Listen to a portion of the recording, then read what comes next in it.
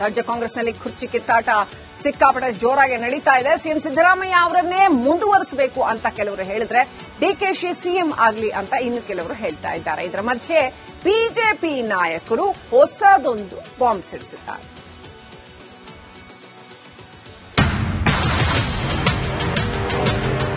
ಯಾವಾಗ ಬೇಕಾದ್ರೆ ಆಗ್ಬಹುದು, ಅವ್ರು ಸಿಎಂ ಆಗಬೇಕು ಅನ್ನೋದು ನನ್ನ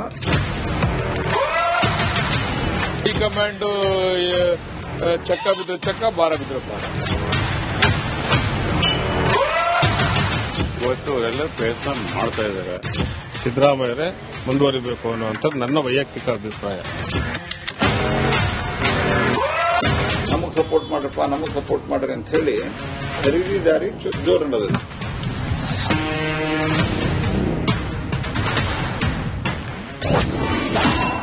ಡಿಕೆ ಶಿವಕುಮಾರ್ ಮುಖ್ಯಮಂತ್ರಿ ಆಗಲೇಬೇಕು. ಬಹಿರಂಗವಾಗಿ ಬ್ಯಾಟ್ ಬೀಸುತ್ತಿದ್ದಾರೆ ಶಾಸಕರು.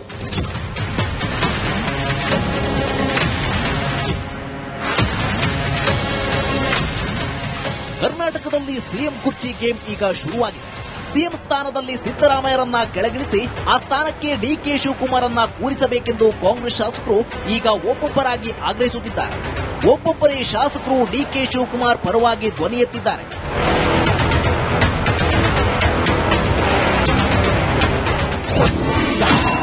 ಡಿಕೆಶಿ ಸಿಎಂ ಆಗಬೇಕು ಅನ್ನೋದು ನನ್ನ ಅಭಿಪ್ರಾಯ. ಬಂಡೆ ಪರ ಬ್ಯಾಟ್ ಬೀಸಿದ ಮಂಡ್ಯ ಶಾಸಕ ಗಣಿಗರವಿ. ಅವರು ದುಡಿದಿದ್ದಾರೆ, ನನ್ನ ಕಷ್ಟ ಕಾಲದಲ್ಲಿ ನಿಂತಿದ್ದಾರೆ.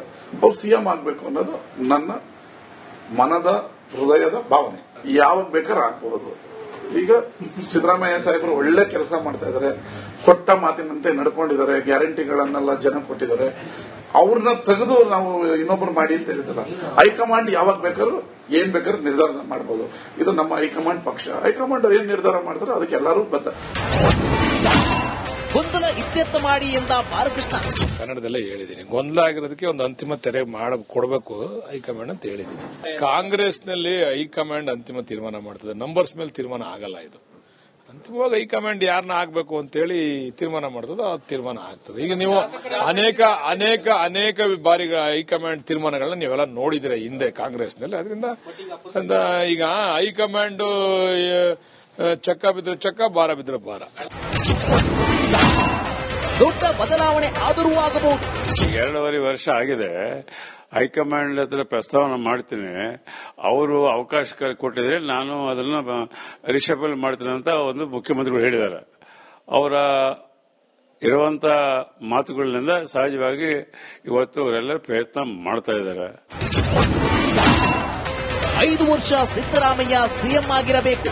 ರಾಮನಗರ ಜಿಲ್ಲೆ ರೆಪ್ರೆಸೆಂಟ್ ಮಾಡುವಂತದ್ದು, ಮತ್ತೆ ಅಲ್ಲಿ ಕನಕಪುರ ಕ್ಷೇತ್ರನೂ ಬರುವಂತ, ಅದು ಅವ್ರ ವೈಯಕ್ತಿಕ ಅವರ ಅನಿಸಿಕೆ. ಈಗ ನನ್ನ ವೈಯಕ್ತಿಕ ಹೇಳಬೇಕು ಅಂದ್ರೆ, ನಾನು 5 ವರ್ಷಗಳ ಕಾಲ ಮುಖ್ಯಮಂತ್ರಿಗಳು ಸಿದ್ದರಾಮಯ್ಯರೇ ಮುಂದುವರಿಬೇಕು ಅನ್ನುವಂಥದ್ದು ನನ್ನ ವೈಯಕ್ತಿಕ ಅಭಿಪ್ರಾಯ.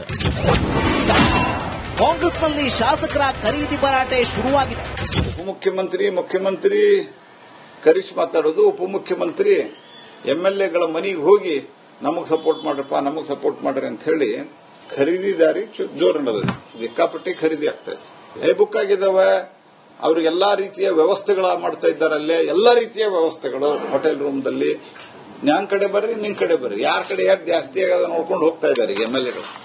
ರಾಜ್ಯ ಕಾಂಗ್ರೆಸ್ನಲ್ಲಿ ಸಿಎಂ ಬದಲಾವಣೆ ಕೂಗು ಜೋರಾಗಿದ್ದು, ಸಿಎಂ ಪಟ್ಟಕ್ಕಾಗಿ ಕುದುರೆ ವ್ಯಾಪಾರ ಶುರುವಾದರೂ ಅಚ್ಚರಿ ಇಲ್ಲ ಎನ್ನಲಾಗ್ತಿದೆ.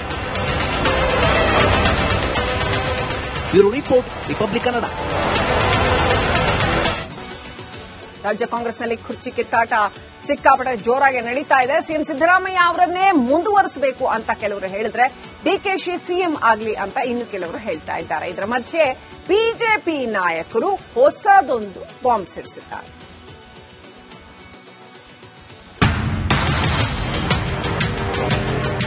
ಯಾವಾಗ ಬೇಕಾದ್ರೆ ಆಗ್ಬಹುದು. ಅವ್ರು ಸಿಎಂ ಆಗಬೇಕು ಅನ್ನೋದು ನನ್ನ ಹೈಕಮಾಂಡ್. ಚಕ್ಕ ಬಿದ್ರೆ ಚಕ್ಕ, ಬಾರ ಬಿದ್ರೆ ಬಾರ. ಇವತ್ತು ಅವರೆಲ್ಲ ಪ್ರಯತ್ನ ಮಾಡ್ತಾ ಇದ್ದಾರೆ. ಸಿದ್ದರಾಮಯ್ಯರೇ ಮುಂದುವರಿಬೇಕು ಅನ್ನುವಂಥದ್ದು ನನ್ನ ವೈಯಕ್ತಿಕ ಅಭಿಪ್ರಾಯ. ನಮಗ್ ಸಪೋರ್ಟ್ ಮಾಡ್ರಪ್ಪ, ನಮಗ್ ಸಪೋರ್ಟ್ ಮಾಡ್ರಿ ಅಂತ ಹೇಳಿ ಖರೀದಿದಾರಿ ಜೋರು ನಡೆದಿದೆ.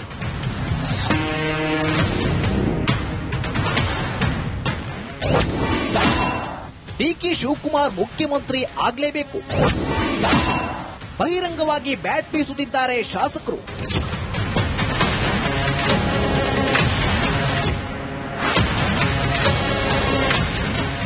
ಕರ್ನಾಟಕದಲ್ಲಿ ಸಿಎಂ ಕುರ್ಚಿ ಗೇಮ್ ಈಗ ಶುರುವಾಗಿದೆ.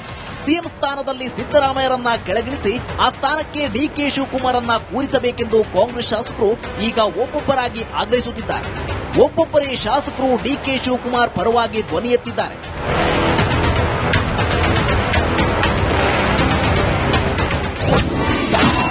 ಡಿಕೆಶಿ ಸಿಎಂ ಆಗಬೇಕು ಅನ್ನೋದು ನನ್ನ ಅಭಿಪ್ರಾಯ. ಬಂಡೆ ಪರ ಬ್ಯಾಟ್ ಬೀಸಿದ ಮಂಡ್ಯ ಶಾಸಕ ಗಣಿಗರವಿ. ಅವರು ದುಡಿದಿದ್ದಾರೆ, ನನ್ನ ಕಷ್ಟ ಕಾಲದಲ್ಲಿ ನಿಂತಿದ್ದಾರೆ. ಅವ್ರು ಸಿಎಂ ಆಗಬೇಕು ಅನ್ನೋದು ನನ್ನ ಮನದ ಹೃದಯದ ಭಾವನೆ. ಯಾವಾಗ ಬೇಕಾದ್ರೆ ಆಗ್ಬಹುದು. ಈಗ ಸಿದ್ದರಾಮಯ್ಯ ಸಾಹೇಬರು ಒಳ್ಳೆ ಕೆಲಸ ಮಾಡ್ತಾ ಇದ್ದಾರೆ, ಕೊಟ್ಟ ಮಾತಿನಂತೆ ನಡ್ಕೊಂಡಿದ್ದಾರೆ, ಗ್ಯಾರಂಟಿಗಳನ್ನೆಲ್ಲ ಜನ ಕೊಟ್ಟಿದ್ದಾರೆ. ಅವ್ರನ್ನ ತೆಗೆದು ನಾವು ಇನ್ನೊಬ್ರು ಮಾಡಿ ಅಂತ ಹೇಳ್ತಿಲ್ಲ.